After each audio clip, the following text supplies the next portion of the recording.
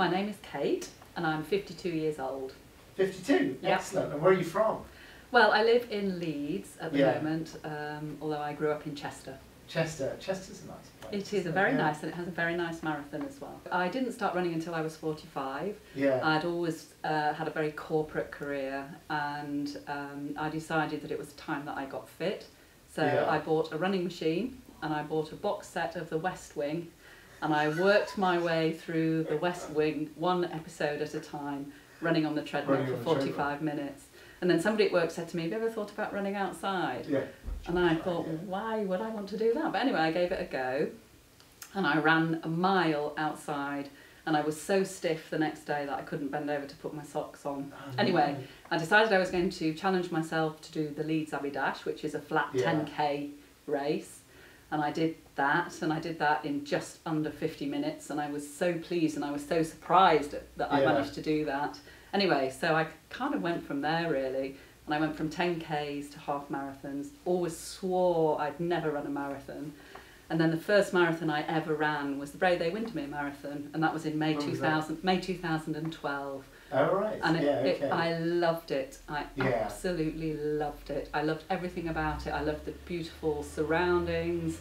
I loved the camaraderie of the runners. I loved the drummers at the start. And it was such an uplifting experience for me. And of course, as I was preparing for my first marathon, I found out about the 10 in 10. And I was really intrigued by them and looked at all the blogs and everything.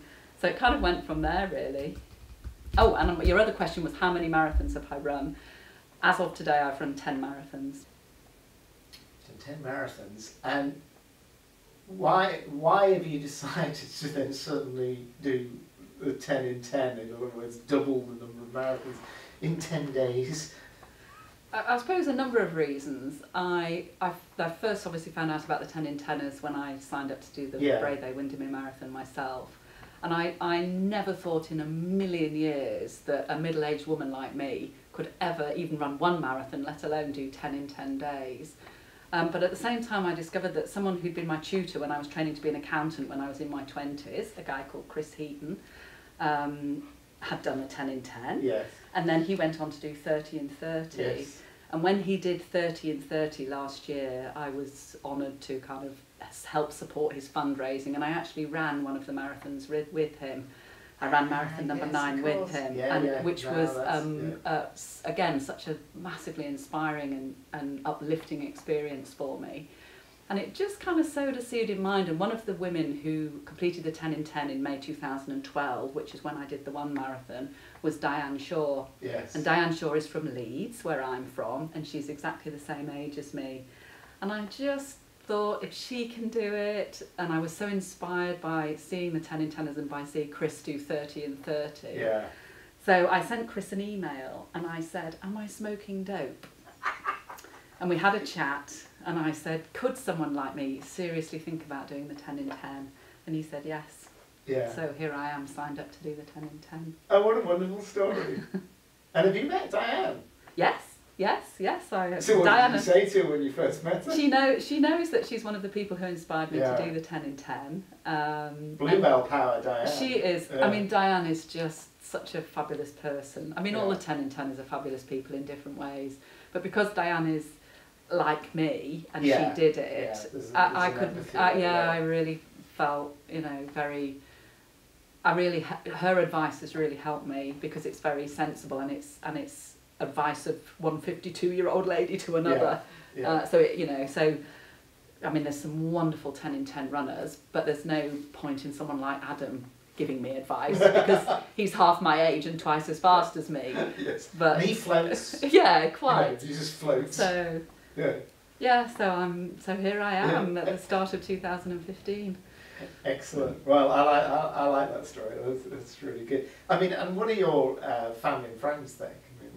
Oh, well, my husband has been an absolutely massive supporter, and he is just brilliant, so that's really helpful. Everyone's been amazed and been so generous with their support and their donations. Most people think I'm completely bonkers. Most people have been kind enough to say they think I've got the grit and determination to get over the line, even if I have to go over on my hands and knees, which Yeah. I'm determined to do. So yeah, it has already, even in the last 6 months since I got the phone call from Ali, it's already been life-changing for me in a Yeah, really yeah. positive way. It's been such a positive focus for me, both the fundraising for such a fabulous charity and the kind of, oh my God, I've got to get out there and run Yeah, and get actually, myself yeah, yeah. fit and actually Yeah. be capable of doing 10 marathons in 10 days. Yeah, I mean, you're clearly enjoying it. I It comes love across a lot, everything you know? about it. I feel so motivated. It's been wonderful meeting the other 10 in 10ers, both the new ones and the ones who've done it Yeah. before. There's a And nice mix of it's that, isn't lovely, it? yeah, it's absolutely lovely, and everyone's so encouraging and so supportive. And what's lovely about the 10 in 10 is we're not kind of competing against each other, Yeah. we're working together to complete. Yeah, it's very supportive. It's very, Yeah, very, yeah. very supportive, yeah. And then, I mean, just talking a little bit about the Brave A course, I mean, Yeah. what is it about the Brave A course that resonates with you? Well, I think the main thing is that my husband and I have never had children, and I come from a wonderful family. My mum sadly died a few years ago. My dad's still around, and I have a brother and sister, and my brother has 2 children. So my family were always wonderful and loving and supportive, and we all got a good education, and we've all been very happy and had a very stable family life. My husband and I have never had children, and I kind of feel like I want to give young people who don't have the advantages that I've had the opportunities that Brave A can absolutely give to them. So this is a great way for me to be able to help them Yeah, indirectly by raising funds. yeah, absolutely. But I mean, and also the Brave A money, I mean, it goes directly to... Oh, absolutely. You know, Yeah, it's- absolutely. Yeah. And it's wonderful. I'll tell you one little story. I wrote to a guy I know that I used to work with when I was working as an accountant, and he's also a marathon runner, and every now and again we pop up and see each other at local marathons. And I wrote to him and told him what I was doing, and he made the most enormous donation, personal donation, and I was absolutely overwhelmed, and I dropped him an email and I just said, Steve, that is fantastic, thank you for your generosity. And he's my age, so early 50s, Yeah. and he said, when I was 18, I went on one of the courses at Yeah. Brave A. He said, it's a wonderful cause, and that's why I want to donate, because it's so worthwhile. And that was really moving for me. What about training? How's the training gone? Well, the training since I got the call from Ali, the training had been going brilliantly, and I had my best year ever. I ran over 2,000 miles last year. I did 4 marathons in 4 weeks. I PB'd twice. I did my best time ever at Chester, and the course in Chester goes straight past my dad's front door. Yeah. And as I mentioned, my dad's on his own now, but he was out there cheering me on as I ran past, and it was absolutely wonderful. And then in December, I run very early every morning before work, and I see the same dog walkers every day, and they're all lovely, and they all kind of give me a little wave and everything. Anyway, so I printed off some little leaflets to hand out to let them know what I was doing. Anyway, so one morning early in December I was running along, and I could see one of my friendly dog walkers ahead. So I reached round to unzip my running jacket to get a leaflet out, and I tripped over. Oh no! And I mashed up my knees, and I thought it was, obviously it was very painful at the time, and I was absolutely pathetic about it. I thought it was trivial, but in fact one of my knees is still a bit painful, so I'm rebuilding back up again at the moment. And I've had some great advice today from some of the runners here about what to do and what not to do. And the good news is that everybody's saying, don't worry about it, you've still got plenty of time. To summarise, the answer to your question is, it was going brilliantly up until the fall, and now frustratingly I'm kind of building back up again. Yeah. But hey. Yeah, well, you have to take it as it comes, don't you? I mean, exactly. there's no other way of doing Yeah. it, is it? You know. And what about fundraising then?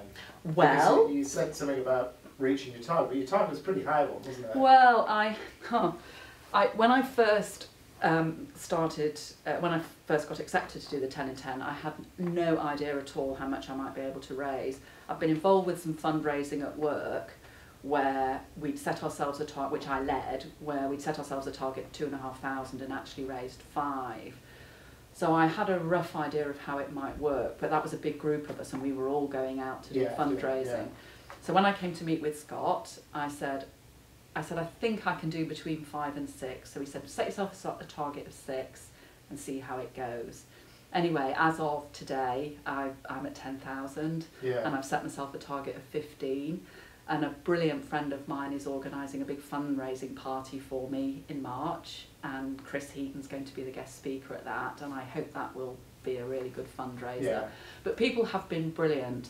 Why do you think that is? I think it's partly because they're absolutely gobsmacked that this middle-aged woman is going to try and run 10 marathons in 10 days, and that's completely bonkers. Yeah. I think they... And they're right. And they're right, of course. I think they really get what a good cause the Brave They Trust is. And I think also what I've tried to do is not just ask for money for nothing in return. So I've done swishing evenings, if you know what swishing is, and I can explain in a moment. I've done raffles, I've done cake bakes, I've done auctions, I've sold stuff on eBay. Yeah. So although I am just asking people for money, Yeah. I'm trying wherever possible that there's a quid pro Yes, quo. there's a quid So pro quo, swishing, you need to know about swishing. It's a great fundraiser. It's a bit of a girl thing actually. So basically what you do is you and all your friends have a big clear out and bring all your unwanted clothes, handbags, jewellery, shoes and everything together.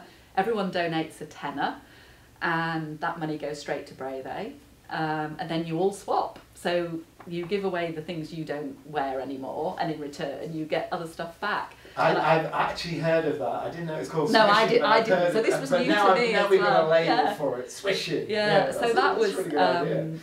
that was brilliant. So I did one of those last autumn and raised 150 quid, and I'm doing another one at the end of this month, so hopefully that'll raise another 150. But that's great, and it's good fun, and you know. I mean, this is what's nice, you know, when you come to sort of meet everybody and you listen to the different ways of fundraising. Yes.